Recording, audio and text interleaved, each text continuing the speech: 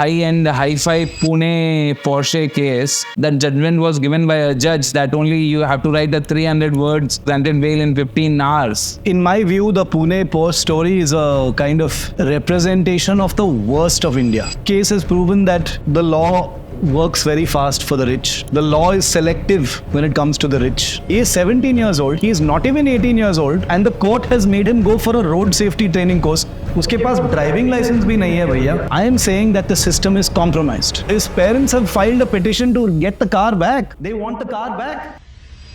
Fake news or made up news. So how do journalists like you maintain that integrity? Now you are in an era of AI, deep fakes, there are doctored audio clips. How do you tell whether it's real or not? You can fake entire audio transcripts. So it's going to become very difficult, very, very difficult to sift through fake news and misinformation.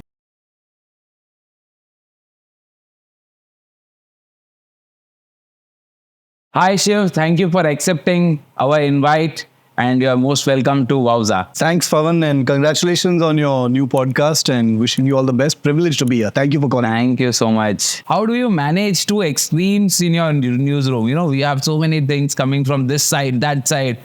So how do you hustle in between or how do you take it? See, the thing is, I come from a kind of place where all views are welcomed. We have a lot of views from the extreme sides of all politics, and I think that's actually a very good place to be, because that's what our democracy is about. Our democracy is about not one side ka view or not one particular party ka view, but different parties ka views, and as the person who decides on the news, the person who decides what goes on the channel, it's very useful to have views from all sides. I as a journalist do not have any ideology. My ideology is news. मेरी ideology है खबर. And I believe that every story has its own ideology. Okay. Like how I think about one story cannot be how I think about another story. I cannot judge a story based on whether I like Modi or Rahul Gandhi or whether I like Mamta or Fadnavis. I have to do stories based on what I think of that story, based on what I think, not what anybody else thinks. So journalists tend to have extreme views, but I see that as a good thing. I see that as a representation or a reflection of our own democracy, which is noisy, vibrant, chaotic. सबका opinion है, सबका vote है, सबका everybody wants to be heard. So I am a kind of journalist who flourishes in chaos. I like chaos, and it is my job to find a pattern and an order in that chaos and pull the news out from that. So I welcome extreme views from all sides. So you are under pressure cooker. Yes, all the time. All the time.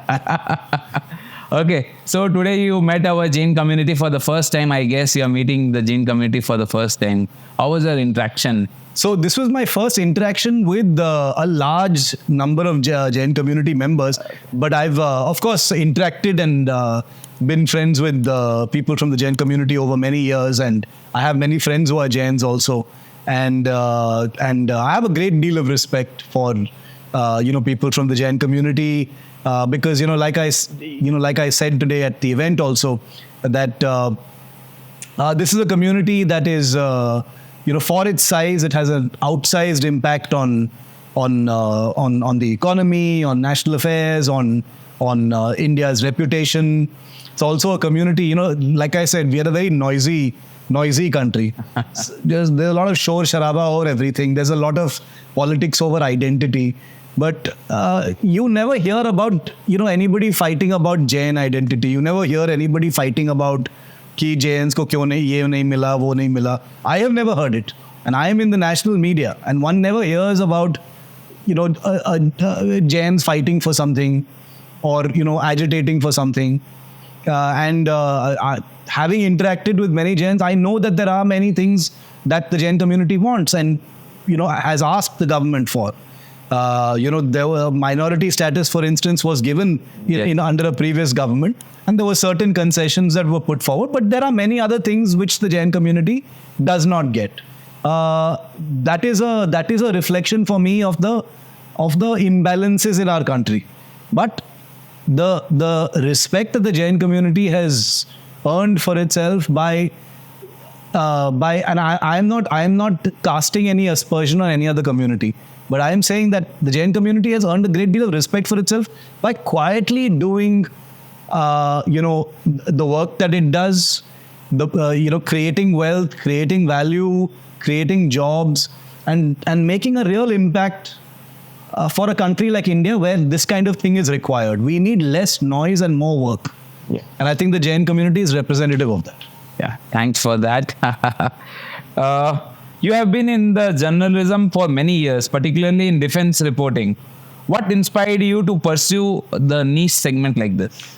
So the defense journalism happened to me by chance. When I became a journalist, became a newspaper journalist, I initially the only job that was available at the time that I was getting into the market was as a financial journalist. So my first job was as a financial journalist.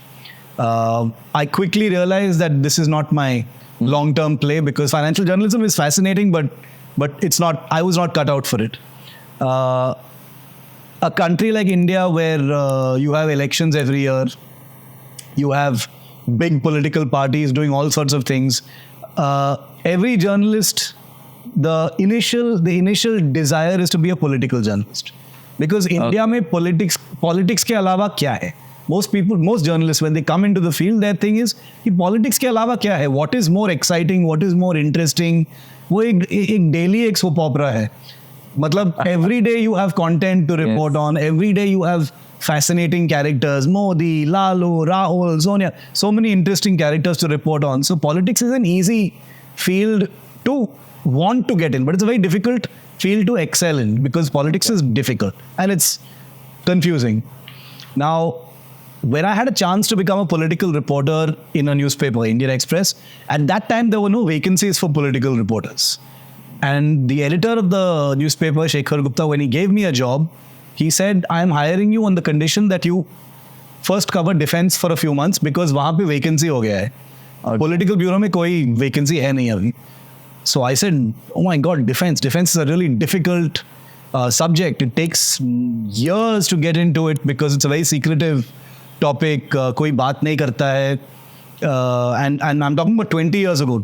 In fact, it was August 2004 when I became a defense journalist. So it's exactly 20 years this month. And I didn't have a choice. I had to cover defense. And this was 20 years ago. And 6 months into covering defense, where I was asked whether I want to shift to the political bureau, I said no. I said, I have found my love. I found my path. This is what I want to do. And now 20 years later, my entire career has been as a defense journalist. But it didn't stick to your mind that political will give you a lot of TRP rather than defense? It did not cross my mind even once, because at no point of time, and you will actually, Pawan, you will find it hard to believe. You will actually think I'm lying about this. But not once, and I promise you this, not once have I done anything based on TRP.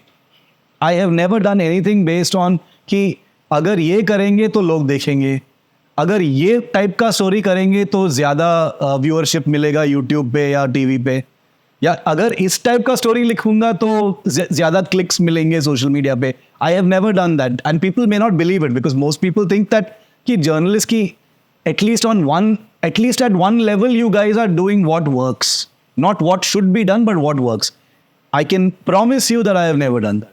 I have never done that. And now you mentioned the word TRP. Most people don't understand how TRP works or how it functions. Now, very quickly, I will tell you what people think TRP is. TRP people think is basically viewership. कि अगर ये type का story करोगे तो views ज्यादा मिलेंगे, लोग देखेंगे. लेकिन there are two ways to answer that. एक कि अगर लोग ज्यादा देखेंगे तो उसमें गलती क्या है? That is your audience. If your audience is watching it, how can that be a bad thing? We cannot insult our audiences by saying कि only खराब stuff will get a TRPs. अगर आप लो क्वालिटी मसाला type का news लगाओगे तो TRP आ जाएगा. इसका मतलब है कि ऑडियंस में सब बुद्धू बैठे हैं. ऐसा बिल्कुल नहीं है. audiences, we should never take our viewers for granted. Viewers are the smartest people. Audiences are extremely smart. So never ever think that ki you are doing this for TRPs, because that is not an insult to the journalist. That's an insult to the audience. Never to the journalist. Second point. Trust me, I have been in the TV medium for 17 years now. I joined a television channel in 2007. I joined where I am now. India Today? India Today. There is not a single sustained pattern or formula कि क्या चलता है. अच्छा. TRP का क्या formula है? ये story चलेगा, इस टाइप का स्टोरी नहीं चलता है. अगर आप साउथ का स्टोरी करोगे अभी तो उड़ेगा. अगर आप बॉम्बे का स्टोरी करोगे तो नहीं चलता है, क्योंकि वहाँ पे टीवी लोग देखते नहीं है. वो तो काम में ही घुसे रहते हैं, ट्रेन में है, ये है. Nobody is there to watch TV. There is no fixed formula. Every single week it can be something entirely new. For example, अभी जो बंगाल में हो रहा है because of the Kolkata rape case, people are very interested in what's happening there, because लोगों के मन में इट इज नॉट कि it's not a Kolkata story ना, it's a crime story, it's a human story. तो ऐसा नहीं है कि पीपल आर थिंकिंग कि अरे वो कोलकाता का स्टोरी है, मेरा कोई इंटरेस्ट नहीं है. People are watching it from all over the country. It's not just in Kolkata. Similarly, one can never guess what is a big TRP story. It can be anything. It can be, and trust me, you will not believe, Pawan, since you asked ki, would you have not rather done politics because उसमें ज़्यादा TRP है. I cannot tell you कि कितना TRP defense में है. Defense has a lot of TRP. I don't like the word TRP, but I'm just saying in terms of viewer interest, in terms of audience engagement, in terms of even something as simple to measure as YouTube views, defense does very well because people are actually interested. And the reason for this is your general audiences have too much of politics. There's so much politics. Everyone is doing politics. All channels are debating politics. But very few people are simplifying and explaining the otherwise very secretive world of defense. Defense के बारे में कोई किसी के पास एक, there is no channel of communication to explain some of those things.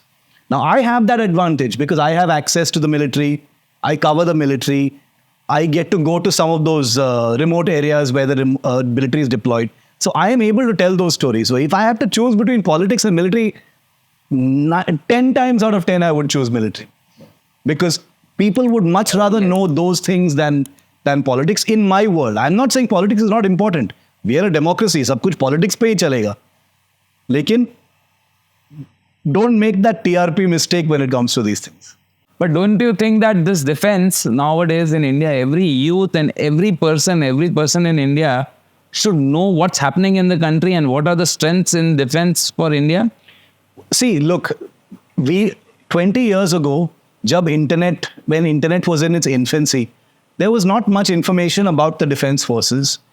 और जो रक्षा मंत्रालय में काम करते थे, सरकार में काम करते हैं for the defence, for the फौज et cetera, information sharing was very very little. बहुत ही कम था. डिफेंस कॉरेस्पॉन्डेंट्स जो थे, जब मेरी शुरुआत हुई थी डिफेंस जर्नलिज्म में, it was very difficult to get access to information, official information, because there was a trust barrier between the government and the media. Now, over 20 years, I have seen it firsthand that trust barrier has dissolved. Now there is a recognition from the government and the defense ministry and the military कि we need the media. We have to. Only the media can tell our stories. Only the media can take our version of world events out into the public. Which is why now you have so many different YouTubers doing military stories. Okay. There's a lot of fake stuff on YouTube, honestly, if you look at in terms of defense coverage. There's a lot of exaggerated content, a lot of stuff that is not authentic. But in terms of youth and young people knowing about defense, I would say in the last 10 years, it has gone up exponentially. Because there is a real interest. ये तो होना ही था. Because see, when you keep the doors shut on something, the public curiosity about that increases more and more and more and more. And then when you open the doors, floodgates open. So that's how it happens. So as you said that fake news or made up news जो आजकल बहुत चल रहे हैं, so how do a journalist like you maintain that integrity? Because it is not आपको ये बहुत sensitive, this is very sensitive topic. So how does a journalist keeps his integrity in? So you're right, Bhavan, that there's a great deal of misinformation and fake news that does the rounds these days. Not just these days, but for many years now, there's been a lot of fake news. And the bad news is it's going to get worse. It's going to get It's worse. going to get much worse because now you are in an era of AI. There are deep fakes. There are, there are doctored audio clips where how do you tell whether it's real or not? Somebody's voice. You can fake entire audio transcripts between people. So it's going to become very difficult, very, very difficult to sift through fake news and misinformation. But that doesn't mean the war is not on. The war is all. What I mean is that nobody can win this war. It's a war that will continue. The challenges will keep changing. Jo dushman hai, they will keep changing. There will be different sources of fake news and misinformation, but it will continue. Because the reason for that is the people who spread fake news have seen how powerful it is. They are able to see that fake news has a real impact. Fake news can cause riots. Fake news can cause aircraft to not take off. Yes. Fake news and misinformation and hoaxes can cause schools to shut down. All kinds of things can happen. And also remember that fake news is something that doesn't just happen within our country, but happens between countries. Yes. China can use fake news to impact our economy. They can spread, targeted, weaponized fake news in order to create internal unrest in our country, and we can do the same with them also. This is one of those big modern day challenges which I believe is going to become very, very difficult. From a newsroom perspective, the pressure on me goes up by 1000%, because now not only am I choosing my news and how to play it, but I also have to keep one half of my brain out for whether what I am seeing is real or not. The Kolkata case is an example of that. The Sushant Singh Rajput case is another example of that, where you are in a news setting where there's a constant flow of news, constant inputs आ रहे हैं कि ये बोल रहा है, वहाँ से ये बोल रहा है, autopsy में ये दिख गया है, वो दिख गया है. But you don't know what's authentic or not. Speaking for my channel, I can say that we maintain a very high degree of integrity, especially when it comes to sensitive cases where we know that things can change. War, combat, military operations, terrorism, crimes like rape, murder. One should never get into the specifics ki, acha, wahan pe, this much semen was found inside that girl, or this proves that gang rape has happened. It's not normal rape. One should never get into those specifics and make any conclusive judgments, because these things can change. It might be in someone's interest to suggest कि gang rape हुआ है, or it might be in someone's interest to suggest कि gang rape नहीं हुआ है. Whatever it is, it's very important to just cut away all the noise, which is the most difficult thing to do, rumors, inputs, and just stick with the basic facts. That is how you maintain your integrity. And believe me, that is one of the hardest things to do, because the pressure of information is a irresistible pressure. Because my job is also to tell the story. I have to tell the story. Now, I have to take a call on a live newsroom basis. Do I ignore this information or do I take it? Okay. Do I keep it aside for now or do I not take it? If I don't take it now, my rival channel will take it. Or unka TRP बढ़ जाएगा. TRP, the word you used. Right? I'm just using the simplistic, saying it very simply. कि उनको viewership मिल जाएगा इस चीज पे. There are all these, very horrible kinds of pressures that are there, which people have to deal with. But integrity is non-negotiable in my view. Great. So, why do you think that defense budget is increasing day by day, day by day. Year on year, we see there is a hike in defense budget, not only in India but throughout the world. Are we going towards a very, very dangerous situation like a third world war? You know, the ironic thing, Pawan, is that the defense budget may be increasing somewhat, but most people who watch these things believe that it's not increasing fast enough. Like, for example, India's defense budget is currently less than 2% of the total GDP. For a country of India's size, the defense budget should be roughly 3 to 4% of GDP. China's is between 4 and 5% of their GDP, their defense budget. US defense budget, to sawal hi mat pucho, that's another level altogether. So the fact that the defense budget is increasing is actually not so much of a concern, and I'll explain why. The concern is how much of that defense budget is actually being used for defense. For instance, let me tell you, most people will probably not know that most of your defense budget is going into salary and pensions, and one component of it is going into actual modernization and infrastructure building for defense. So you mean to say almost 40-50% of that budget is going into paying salaries? More than that is going into salary and pensions. Okay. And this is one of the reasons why many different governments have basically acknowledged that our army specifically, but our armed forces in general, are just too big. We don't need such a big armed force. Our military is outsized. It is overmanned. It's got too many people.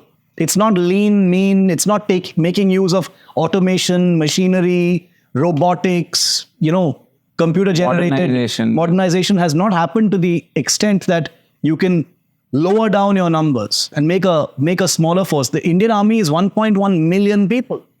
1.1 million people, second largest employer in the country after the railways. So it's a huge balloon, and that balloon has been around for a long time. Now, for a country like India, the point is, you first of all need to have a lean, mean military, and that will require very, very hard decisions. There's no question about it. There is this Agniveer and Agnipath and all these schemes that have come. They have become terribly political.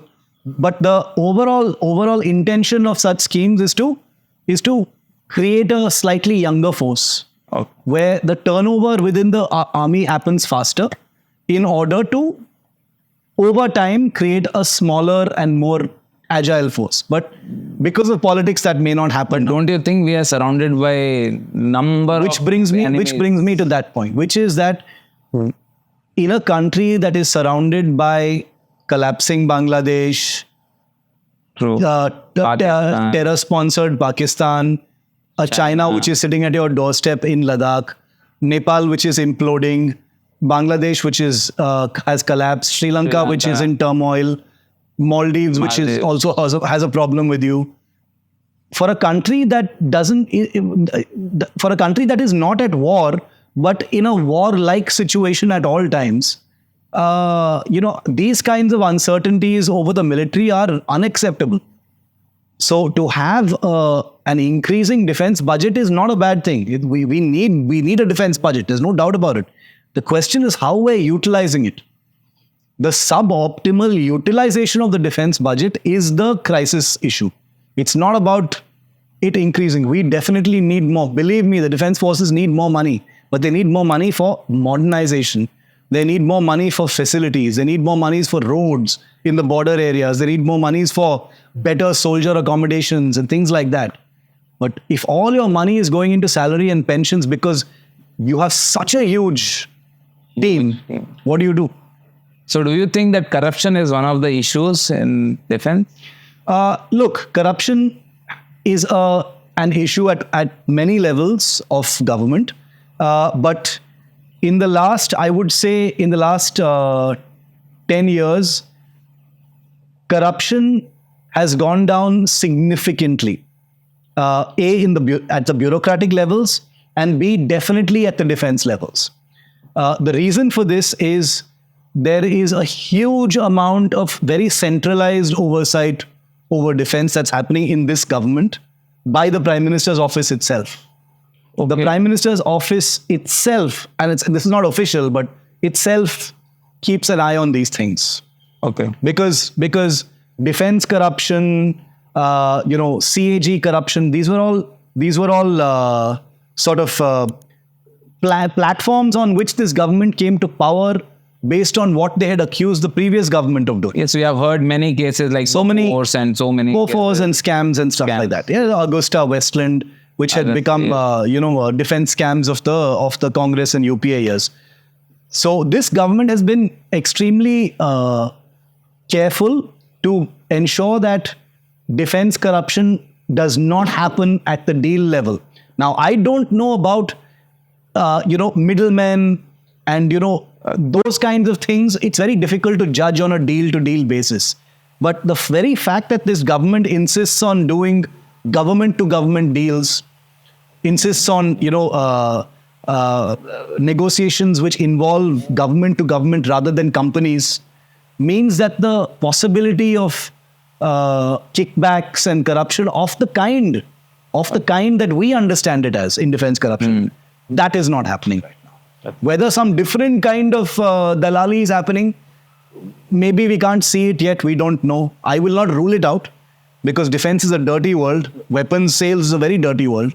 But the way we understand it, Bofors type ki dalali, that's not happening. So it's changed. Yeah, it's changed. So many people after seeing this, they will tell that they are BJP supporters. So बहुत सारे आप तो पता ही है, you are in this media world. I get called, Pawan, it does not bother me anymore because see, look, I have been called a supporter of all Because during parties. that left and right things, Kolkata case and Hathras case, you were criticized by both left and right. They've So- criticized me from all sides. It does not bother me. In fact, I have been called a BJP supporter more often than not because in the last 10 years, there have been many things that the BJP has done, the BJP government has done, and Modi has done, which I have actually openly supported.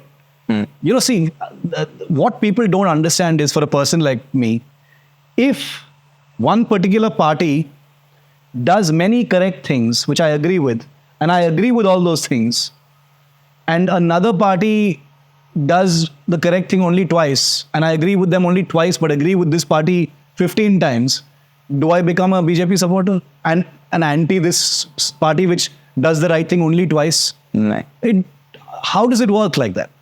Like for instance, Badlapur, I was there, I have been talking about it. The Pune case, the Pooja Khedkar IAS case, these are all stories from the a government where the BJP is there. In the Pooja Khedkar IAS fraud case, I have been saying कि पूजा खेडकर तो suspend कर दिया आपने investigation चालू कर दिया इसके खिलाफ. But who were the people who helped her? She could not have been acting alone. Without that law, I am on record. You can go onto my Twitter feed and see who all I've been questioning. I said, she is one IAS officer you've got, but there must be a full string of people who helped her, going right up to the top.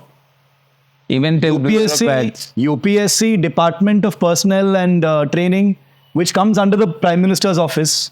So I'm saying that comes under Prime Minister's office. DOPT comes under Prime Minister's office. So my question is, UPSC, which has been considered a sacred cow for now, for all time, कि NEET में paper leak हो सकता है, इसमें paper leak हो सकता है, किसी और एंट्रेंस टेस्ट में पेपर लीक हो सकता है, लेकिन यूपीएससी एक ऐसा एग्जाम था जो कोई छू नहीं सकता था, क्योंकि UPSC is elite of elite, that is incorruptible, that is beyond corruption. Puja Khedkar आ गई, your full house of cards is collapsed. Now UPSC comes under DOPT, DOPT comes under the Prime Minister's office. I have been saying कि इसको आप, you have acted against this woman. What about investigating the entire chain of command to the top to see who all have helped this girl? Who knows? Maybe someone in the PMO has helped her. Maybe someone in Department of Personnel and Training has helped her. Maybe someone in the UPSC has helped her. Now, if I was a BJP lapdog or a BJP supporter, would I say ki investigate everyone up the chain of command going up to the PMO? Would I say that? No. If I'm asking you as you're interviewing me, would someone who doesn't care about anything else but only wants to praise the BJP, would someone say this? Never. Because if you are a BJP supporter, pointing a finger at the top of the BJP leadership is suicide. True. Now, I have not done this once. I have done this repeatedly this year on 3-4 stories. Now, what does that prove? People will say, election ke baad kar rahe ho. The Pune Porsche story, where I've said that there is BJP level support for the family of that boy who was driving the Porsche in Pune. I've said there are BJP MLAs in Maharashtra who are helping out. I've said that the chief minister and I've said deputy chief minister is silent on this whole thing. How come he has not assured the families? Now, see, I as a journalist, I cannot sit here and be arrogant about such things. When a party blacklists you, it's a serious thing. I have to take it very seriously. I am of course aggrieved by it because I feel that it was unfair. Overall, ideologically, any kind of boycott, I believe, is unfair. But I can speak for myself. Personally, I can speak for myself because I can't speak for others. Is that boycotting me was completely unfair. True. Because I have never taken sides, or let me put it differently. I have taken sides not based on party. Okay. Me taking a side or taking a stand on a story is never based on who the person is. It will be based on the merit of the story. No, I think this has to be done by all the media people, that they have to go on the merit. See, journalists can have political affiliations, political persuasions. It doesn't matter. You can't let that come into your work. You can't let that come into your work. Your job is not to impose your political beliefs on your audience. Your job is to report the news. If your audience has BJP supporters or Congress supporters, let them decide. That's it. Okay, so coming for that high-end, hi-fi Pune Porsche case, so I was going through few news and that judgment was given by a judge that only you have to write a 300 words essay and you will be granted bail, and he was granted bail in 15 hours. So can you throw some light on that case? You were one of the main persons who got that local news to that national television. In my view, the Pune Post story is a kind of representation of the worst of India. It ticks all the boxes of all the worst things about India are true. It confirms, when I gave my speech today, I said, the more things change, the more they remain the same. This case has proven that the law works very fast for the rich.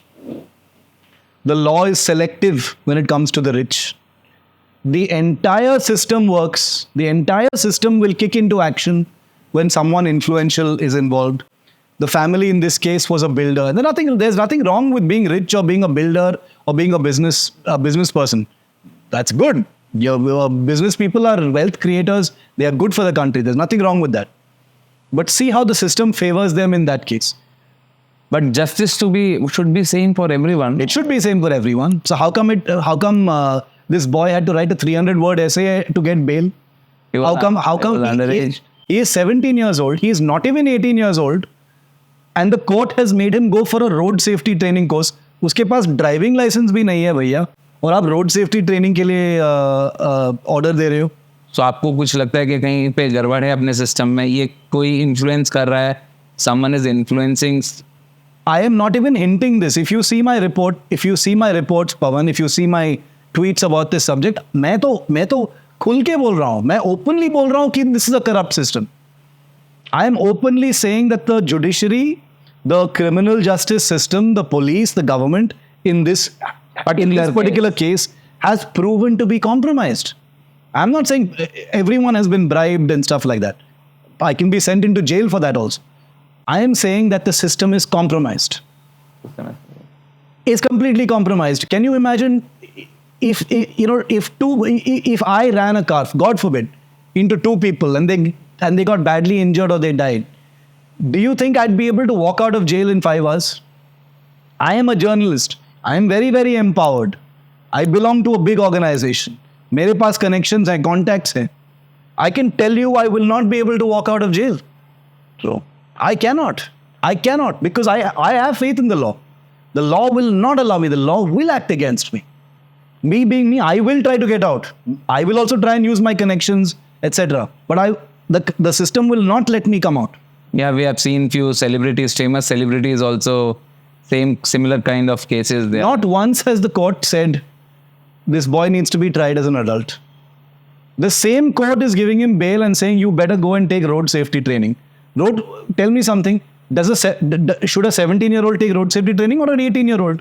If you're telling a 17-year-old to take road safety training, then why don't you declare that he should be tried for this crime as an adult? True, that's the... So, which is why when people tell me that they have lost faith in the criminal justice system, I don't blame them at all. This particular case is a living example. That boy is free. He's chilling out. His parents have filed a petition to get the car back. They want the car back. They want the car back. They want the car back. Pawan, can you believe it? They have filed a petition saying, जो कुछ भी requirement था हमने fulfill कर लिया. 300 word ऐसे हमने बच्चे ने लिख दिया है. रोड सेफ्टी ट्रेनिंग का जो 15 दिन का कोर्स है वो हो चुका है, खत्म हो गया है, सक्सेसफुली कंप्लीट हो चुका है. अब हमारे साइड से कोई कमिटमेंट नहीं है, तो प्लीज आप ये गाड़ी वापस कर दो. 2 people are dead. 2 people are dead. And this family wants their car back. 2.5 crore का Porsche Taycan का EV है. They want it back. That is their priority. They have not reached out to that family. They have not offered compensation to that family. They have not tried to make any kind of amends. They have switched blood samples. They have brought in local MLAs. They have most likely bribed some people in the system also, apart from these dirty forensic doctors in Pune. And what do they want at the end of it? गाड़ी वापस कर दो यार. पूरा media spotlight है. That's what I'm trying to tell you, Pawan. The full media spotlight is on them, and they are still doing this. So you can imagine how it is when the media is not there. Imagine how the system shows works. the arrogance of that particular family. के नहीं, that arrogance आपको दिखता है? It's not even arrogance. It is complete fearlessness. Because उनको पता है Against the system. उनको पता है कि सिस्टम और कुछ नहीं करेगा. सिस्टम उनके लिए ही है. System is only for them. They know कि शिवारूर यार थक जाएगा, कुछ दिन में वो चला जाएगा. Since May 19th, I've been reporting this story. Even now, I'm reporting the story. Okay. Because I'm trying to prove a point that the media will not get tired until justice is served. But the rest of the media has moved on. Rest of the media doesn't care. Because media get new things. But I want to stay on the story personally because I believe that because those two youngsters, Ashwini and Anish, who died in this accident, they are everyday Indians. There's nothing special about them. They're just 2 young Indians with dreams in their eyes who died a terrible death on a road like hundreds of thousands of others on our roads every single day. But in their death, for me personally, there lies a opportunity to make some changes in this country. For me, it's an opportunity. And I'm losing the battle. Because this family wants its car back. I'm losing the battle. I get death threats. Even till today. I get death threats every day. I can't take them seriously. I'm a journalist. Journalists get death threats. I'm nobody special. But I'm saying, I have got calls from well-wishers in Pune saying, sir, thoda संभाल के. These people are not small. They don't play around. I get stuff like this. Then there are people calling saying, sir, आप इस story में इतना क्यों घुस गए हो आप? कोई आपको पैसे दे रहा है क्या? Is there some other builder paying you for this? Is there somebody else paying you for this because this is their business rival? And my answer to them is, I wish. Please give me money. I would love to get some money, any money. I will declare it publicly also. कि इतना पैसा मिल गया है, मैं रख रहा हूँ, मैं story करूँगा. But so it's bad. So this story is an opportunity to make some changes. Because for me, in the last 10 years, one of the good things has been that there has been some kind of restoration of faith in the public कि justice can be done. Justice will be served. People who indulge in wrongdoing and entitlement, especially that VIP rich person's entitlement, वो खत्म हो जाएगा. That was a big promise by Modi. So when this happened, it felt like a betrayal for the public. That's why do you think this story was so viral? Why do you think the public was so angry? इसमें नया क्या है कि 2 people died in a car accident. Nothing new in it. So why did people get so angry?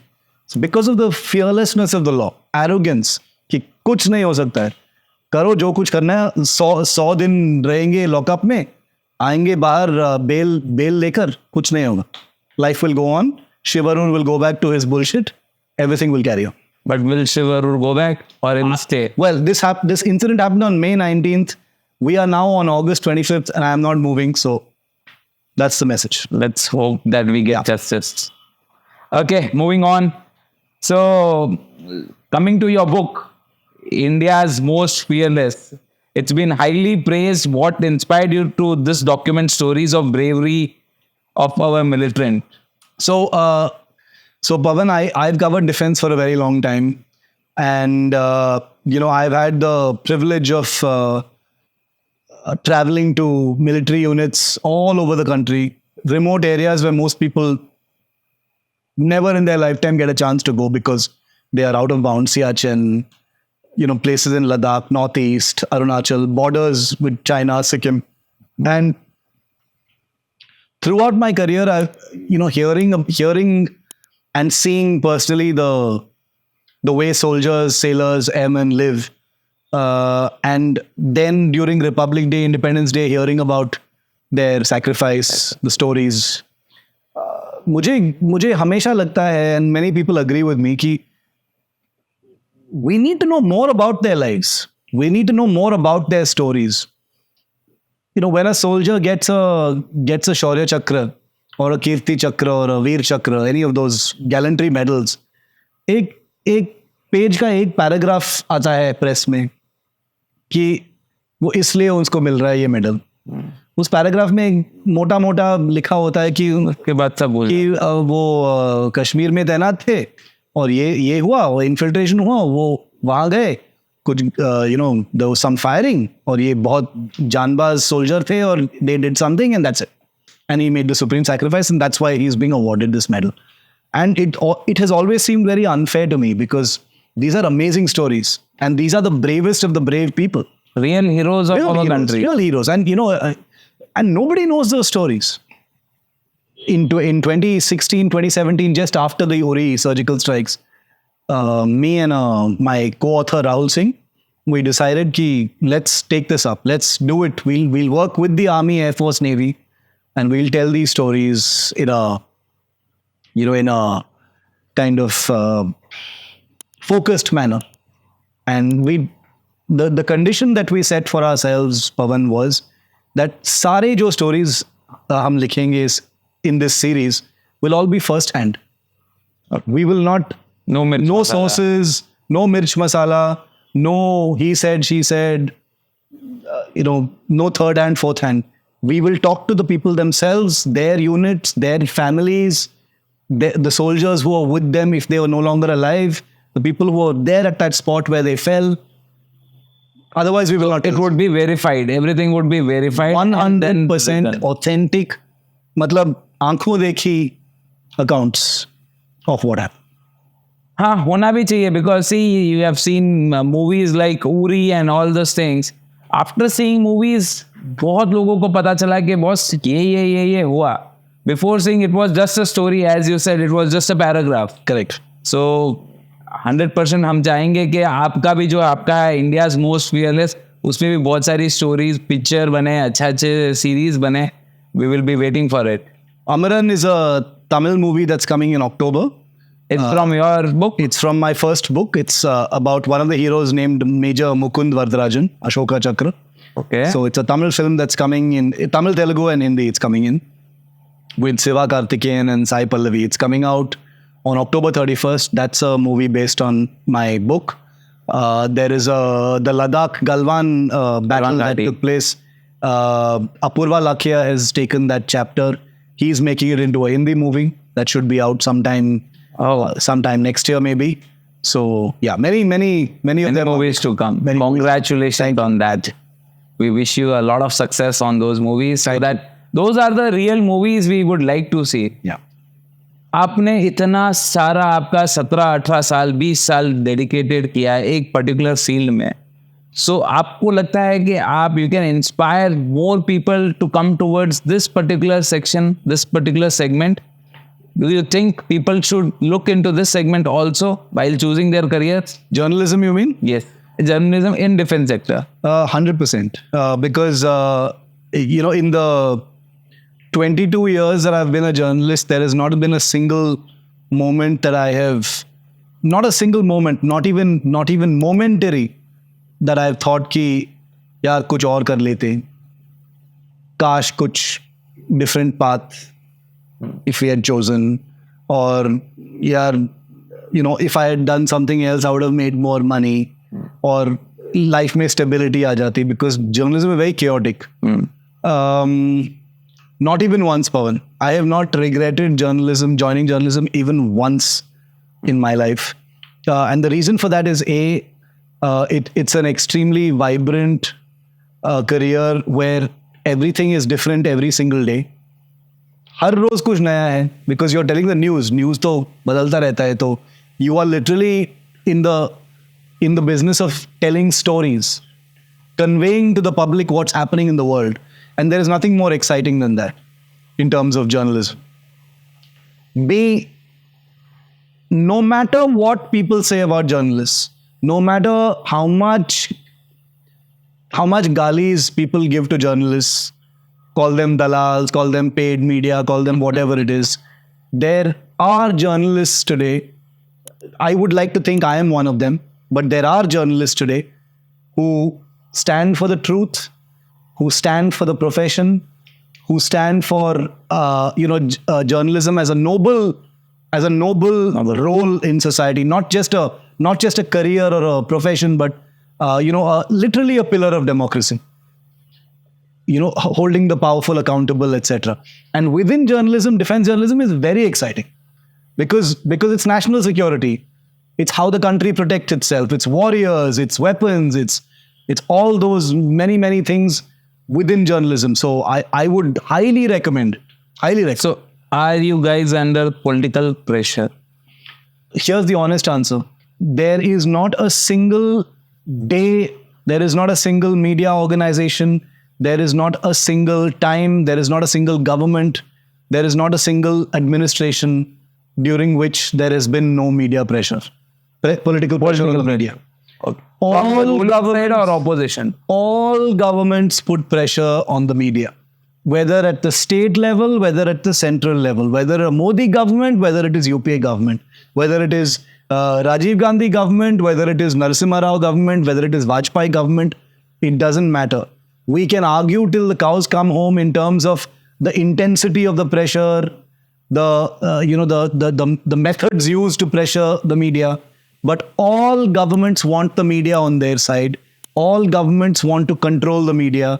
All governments want to have a handle on media so that the media cannot be too independent and tell the uncomfortable truths about what's happening in the country. Then what would be the difference between Chinese media and Indian media? Well, the point is in China, the media there doesn't have a choice. They don't have a choice. In India, we are still a democracy and we do have a choice. And our press is extremely vibrant and it is extremely argumentative. There is one ecosystem and a section that says, "Arey, ye to fascism hai, democracy is dying, democracy is dead," is bullshit. We have one of the most argumentative medias in the world. We have a media that constantly questions the government. You have a certain darbari ecosystem that says, "Arey, ye jo BJP type ke media hai, wo sawal uthate nahi hai." This is the same darbari network that during the UPA government used to keep its finger on its lips. So who they call Godi media now, these were the same Godi media 15 years ago. So actually this word is getting a lot of light on it, Godi media. So it's look, there is no doubt about the fact that sections of the media have stopped doing their work. There is no doubt about the fact that many journalists have forgotten what their true responsibility and role is. Many journalists have thrown their hat into the ring with political parties. Many media organizations have cowed down to pressure from political parties. But I can speak for my media organization, I can speak for myself, because I have been in this organization for 17 years.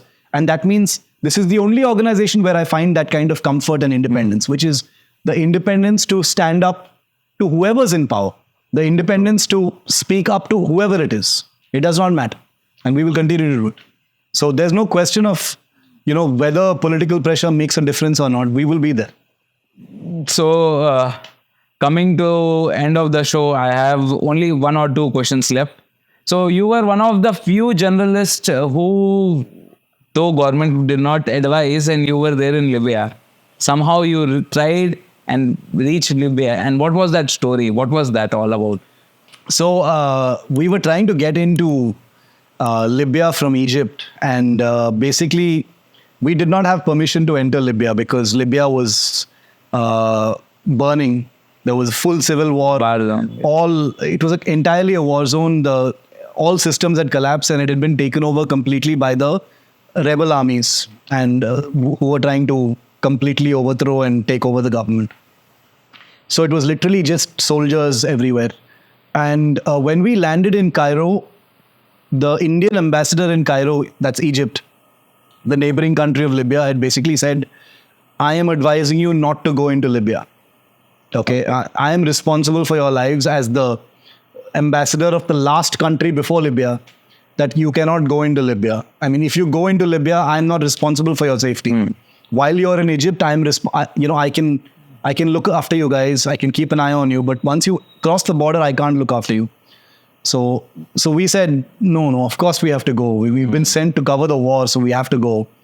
So he said, so after a lot of argument and back and forth and things like that, he wrote down on a piece of paper a small phrase, both in Arabic and in English, and he gave it to us. And he said, just keep this in your wallet, and if you ever find yourself in a tight spot somewhere, a difficult situation, just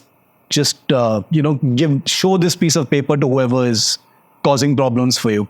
Now, we didn't know what kind of problems we'd face in Libya. I mean, we knew it was going to be dangerous, but we didn't know what kind of problems they'd be. So we entered Libya very bravely, crossed the border, paid someone $200, went deep inside, staying in the city, then went into the war zone with reporting. And about 3 days into our war reporting, very dangerous, like firing everywhere and all that. And many journalists died at that time. Okay. On day 3 or 4, I think, we were kidnapped. We were in a car and we were both at gunpoint, kidnapped from our convoy, put into a jeep and taken away, blindfolded and taken away. And when our blindfolds were released, we were in some kind of safe house in some kind of desert-like place. There was nothing around, just a small road, and we had a small window on that thing, and me and my colleague were there, and we couldn't see anything else, and we were kept in that room. And there were no English speakers, only Arabic, I get that. Only Arabic. And Libya, we came to know later, Gaddafi, who was the dictator who ruled Libya, had outlawed English teaching, which means if you tried to learn English, you were breaking the law. Oh, So that's how he isolated his country and his people. He kept them from the outside world. And so we were kept captive for a couple of days, and we were given food. We were not ill-treated or anything, but they were very rough with us, yelling at us and throwing the food at us and stuff. And at the end of day 2, that's when we remembered, listen, that ambassador had given us that piece of paper. Why don't we open that and show it to him? So I did that. It was in my wallet, and I pulled out that piece of paper, and I called out to that guy, and I gave him that piece of paper. And so he looked at it, and he looked at us and said, Sahafi al-Hind. So he said, yes. We just said, no. And he hugged us, and he took us out from that room, and he took us to his own house, like a 2-hour drive away in that car. Gave us, juice packets to drink, gave us fruits to eat in the car, took us to his house, fed us a meal with his family, with his mother, said something in Arabic to his mother. His mother started crying and hugged us. Oh. And we later came to know that Sahafi al-Hind means journalist from India. Okay. And for Libyans, journalists from India meant that these two guys who had come from India were journalists from a beautiful paradise like India, democracy where everyone is happy, everyone is free. It's like a faraway, almost like a swarg. And they have left that to come to this narak like Libya to tell our story. So for them, it was a very emotional moment. And they were very thankful to us for coming all the way to Libya. tell their story. So imagine telling someone you're a journalist from India and buying your freedom. That made you more proud as an Indian. Yeah. Okay. And as a journalist. Okay, lowest moment in your life and one wowza moment of your life. One of the lowest moments of my life, see, I'd spent a lot of time in war zones, so there are very, very depressing times that you obviously face in war zones. One of the most depressing was again in Libya, where my colleague and I, we spent the night in a hospital. We spent the night in a hospital where we were given beds in a ward of injured people who'd been injured in gunfire and bombing and stuff.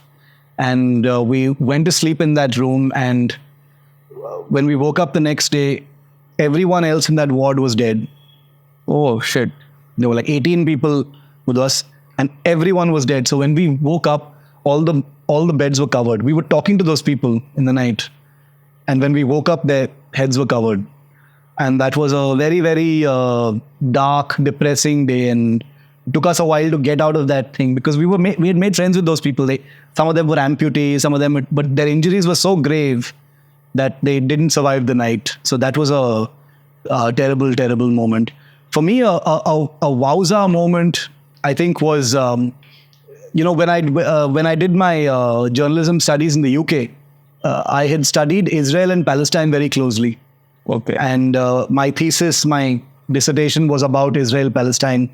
And last year I got to go after all those years. Israel or Palestine? Both. So both. So I was the first Indian journalist during this crisis, to report from the Palestinian territories, not Gaza, but the West Bank, where I had many friends. So I spent 2 days traveling within the Palestinian territories. I was based in Israel, but I was traveling within the Palestinian territories. Is that allowed? Yes, it's allowed. It's allowed. For journalists? Yes, it's allowed for journalists. So I took a few risks and I went deep inside, met some of my friends who I know from before who are Palestinian, reported on their stories, spent 2 nights there, and then came back. So what is the situation now, and when is that war coming to an end? Well, I may be preparing to go back, so it doesn't look like it's coming to an end anytime soon, but hopefully there will be a lessening in terms of the carnage and the violence. It's gone on for, October 7th will be 1 year. So hopefully sometime soon it'll end. So it's like support from Iran.